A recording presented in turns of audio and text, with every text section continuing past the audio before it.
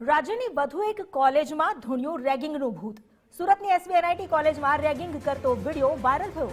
વિદ્યાર્થીને સાથી વિદ્યાર્થી દ્વારા પટ્ટા મારતો હોય તેવો વિડીયો એક વાયરલ થયો છે। સાથી મિત્રનું કહેવું ન માનતા વિદ્યાર્થીને સતત પટ્ટા મારવામાં આવ્યા।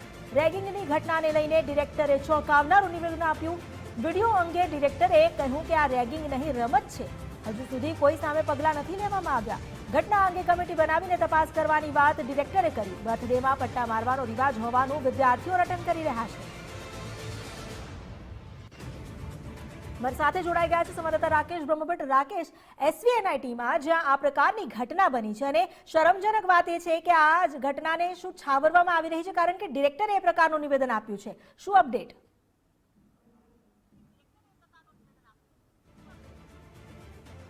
કોઈ પ્રથમ ઘટના નથી, કારણ કે ભૂતકાળમાં પણ આ પ્રમાણેની ઘટના છે તે પ્રકાશમાં આવી ચૂકી છે અને એન્ટી રેગિંગ સ્ક્વોડ બનાવવામાં આવી હોવા છતાં આ પ્રકારની ઘટના જે એસવીએનઆઈટી કોલેજમાં બનવી એક મોટી શરમજનક બાબત છે। કારણ કે જો સ્ક્વોડ બનાવવામાં આવી હોય તો શા માટે આવી ઘટનાઓ પર છે તે સતત વોચ નથી રાખવામાં આવી રહી, એ એક મોટો સવાલ છે। જે પ્રકારનો વિડીયો આજે સુરતના સોશિયલ મીડિયા ઉપર વાયરલ થયો છે, વાયરલ વિડીયોની અંદર રેગિંગ કે રમત, આ સવાલ એટલા માટે ઉપસ્થિત થઈ રહ્યા છે કે વાયરલ વિડીયોની અંદર એક વિદ્યાર્થીને અન્ય વિદ્યાર્થી પટ્ટા વડે ફટકારી રહ્યો છે અને તે વિડીયોની અંદર સ્પષ્ટપણે જોવા મળી રહ્યું છે। તો આ સાથે જ વિડીયોની અંદર અન્ય સાથી વિદ્યાર્થીઓ જણાવી રહ્યા છે કે બર્થડે સેલિબ્રેશન અને પ્લેસમેન્ટની ઉજવણીના અંદર રિવાજ છે કે પટ્ટા મારવામાં આવે, પરંતુ આ તો કેવો રિવાજ કે પટ્ટા મારવા પડે। પરંતુ જે પ્રમાણે વિડીયોની અંદર જે વિદ્યાર્થી પટ્ટાને મારનો ભોગ બની રહ્યો છે અને તેના ચહેરા પર જે છલકાઈ રહ્યું છે કે મારનો કઈ રીતે ભોગ બની રહ્યો છે અને તે બતાવે છે કે ક્યાંક ચોક્કસથી વિદ્યાર્થીનું રેગિંગ કરવામાં આવી રહ્યું છે।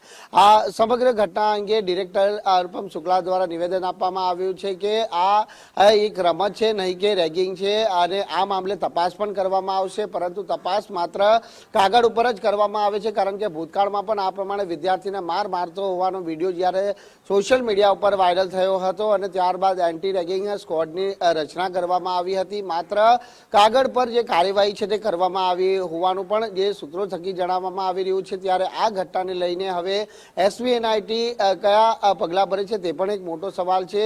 કારણ કે એસવીએનઆઈટીના ડિરેક્ટર જાતે આમાં કહી રહ્યા છે કે આ કોઈ રેગિંગ નહીં પરંતુ રમત છે। એટલે આ સવાલ એ જ ઊભા થાય છે કે વિડીયોની અંદર જ્યારે વિદ્યાર્થીને પટ્ટા વડે ફટકારવામાં આવતો હોય ત્યારે આવી કેવી રીતના રમત આને કહી શકાય, તેને લઈને પણ સંચાલકોના નિવેદનને લઈને અનેક ચર્ચાઓએ જોર પકડ્યું છે। જી, આભાર આપનો જાણકારી આપવા માટે। હાલ તો સંચાલકોએ જે તપાસની વાત કરી છે, ખાસ કરીને ડિરેક્ટરે જે વાત કરી છે, લૂલો બચાવ કરી રહ્યા હોય અને અધરતાલ જવાબ આપી રહ્યા હોય તેવું લાગી રહ્યું છે।